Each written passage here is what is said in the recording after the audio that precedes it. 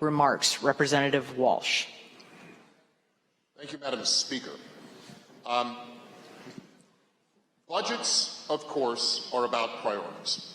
And what the exercise we've gone through a couple of times here on the floor, today and tonight, has shown are those priorities where we in this House have bipartisan agreement.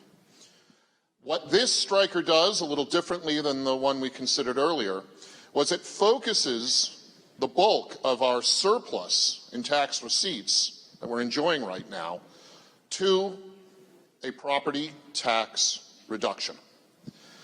And I know, Madam Speaker, that in my part of the state, and I know all around the state, we are hearing from our fellow Washingtonians that they feel overtaxed, particularly overtaxed with regard to their property taxes. And as we know, Madam Speaker, the escalating property taxes affect more than just the homeowner. Those rising property taxes affect renters, affect small businesses renting space, affect large businesses buying space. They are a cost driver, and they are a halt on the kind of economic growth that we want and we want to continue in the state. And it is in our ability in this chamber to do something about it. With the surplus tax receipts that we're receiving, we can channel that money back into the pockets of small businesses and homeowners and people all over the state. We can give them the fiscal and financial relief that they most want and would benefit them best in the short and midterm. This is better, Madam Speaker, this is better than spending the money on transitory programs and projects.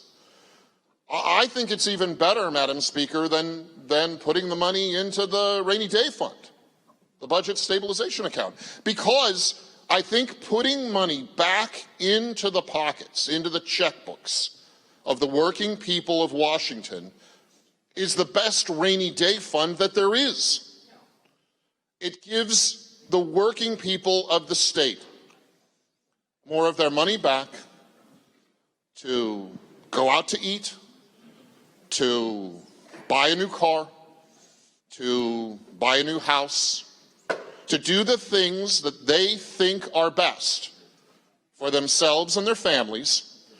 And in doing those things, Madam Speaker, they do the best for our economy at large. You know, we so often get tied up into the inside game, Madam Speaker. We so much think that the policy points we see here are the urgent interests of our neighbors and our friends. But they're not. They're not. The most urgent interest of most of the people of Washington are simple things. They want to know that they have a reliable job. They want to know that they have a reliable place to live. They want to have some certainty in their lives for marrying, for raising children, for starting a business, for doing the things of life that are important. And all of our good intentions here in this chamber on policy points may help them here or there. But, Madam Speaker, nothing helps them more than to keep more of their own money. Keep more of their own money in their pockets, in their purses, in their accounts. To keep more of their money in their home. To keep more of their money in sending their kids to college or trade school or whatever that the child wants to do in his or her life. I believe that the most effective economic stimulus we can put together here in this House is tax reform and tax breaks to the taxpayers of Washington. That's the best we can do, Madam Speaker. And we have the opportunity now, with hundreds of millions, and in the midterm, billions of dollars in surplus tax receipts. We can return that money to the people of Washington.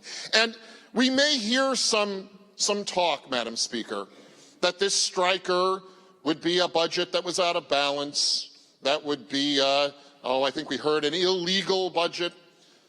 But this rhetoric is somewhat overwrought, Madam Speaker. We know, we saw the evidence of it earlier today when we talked about the transportation budget, that we can solve those kinds of technical problems. In our negotiations with the chamber across the rotunda, we can do that work there. We can make the budget balance. We can comply with the law of the land. Because in that process of balancing the budget, we simply have to do what we did with our transportation budget.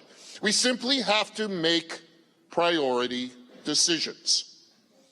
And what the good of running through these amendments again did here tonight is it set us up with those points that we agree are priorities.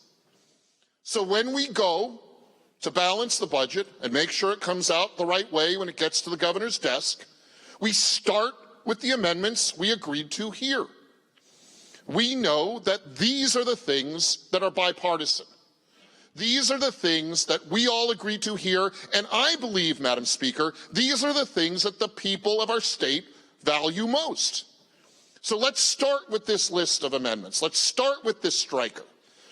And when we have to make priority decisions over other aspects of what the state does, let those other things be the lower priorities. Let the content of this striking amendment be where we start. Let it be our map, our guidebook. When we go to speak with our friends across the way, let's let this document be our guide. We've proven twice now that these are the things we agree on. Let's make them the priority. Let's make the tax relief the priority. And let's make a good budget that makes the people of our state more confident and more secure and continues the economic growth that we've enjoyed, that's given us this bounty of tax receipts that allows us to afford both property tax relief and the good services that we've discussed here on the floor tonight. We can do them both, Madam Speaker. We can do them both, and we can bring the budget in balance and in good order. Please vote yes for this striker, Madam Speaker. It's a good budget, and it's good for the people of this state. Thank you.